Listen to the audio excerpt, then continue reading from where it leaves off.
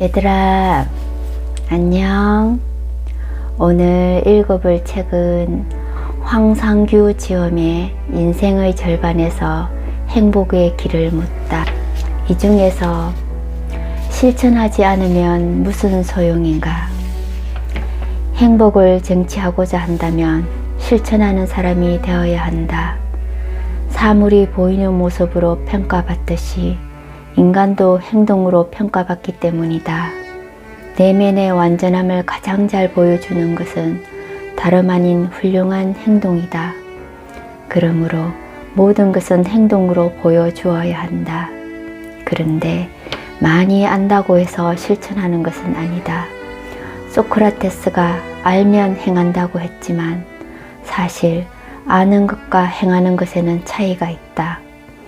아리스토텔레스가 주장한 것처럼 실천하고자 하는 의지가 없다면 생각만으로는 아무것도 할 수가 없다.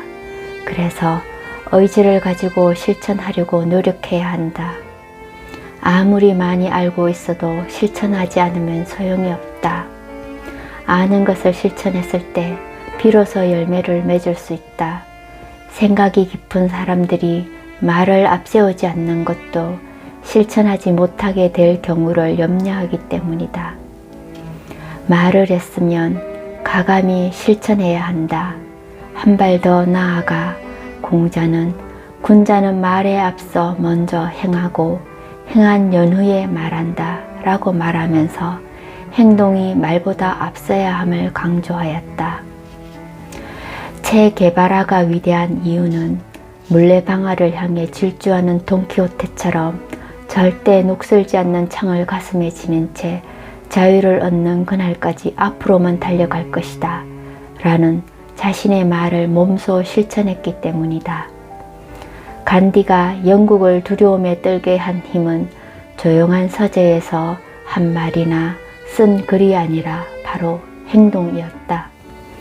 실천에 나서기 위해서는 나태함을 물리치는 강력한 의지와 소심함을 극복하는 큰 용기가 있어야 한다. 하지만 무엇보다 중요한 요소는 지혜이다.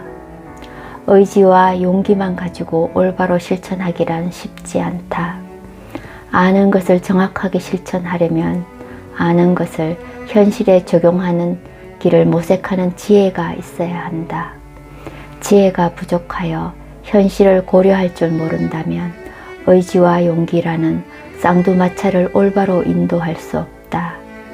지혜는 단지 책을 읽는다고 해서 얻어지지는 않는다.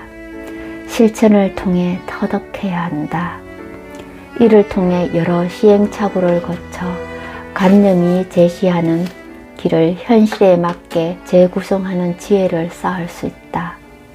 그리고 지혜를 갖췄을 때 비로소 성공할 수 있다. 한비자는 올바로 실천하기 위해서는 현실에 충실하고 책에 얽매이지 말아야 한다 라고 하였다. 늘 실천하여 인생을 마감할 때 축복받는 사람이 되어야 한다. 인생을 마감할 때 받는 축복이야말로 중용을 실천한 사람만이 누릴 수 있는 특권이다. 사람들은 갓 태어난 아이에게 축복을 보내지만 아이가 커서 어떻게 될진 아무도 모른다. 그래서 탈무드에서는 진정한 축복은 태어날 때가 아니라 죽음이란 영원한 잠에 들어갈 때 보내야 한다고 했다. 그 사람이 험난한 인생을 어떻게 헤쳐왔는지 알고 나서 축복해야 한다는 것이다. 태어날 때 축복받는 것은 무의미하다. 떠날 때 진정 축복받는 사람이 훌륭한 사람이다. 그래, 오늘도 수고 많았다. 사랑해.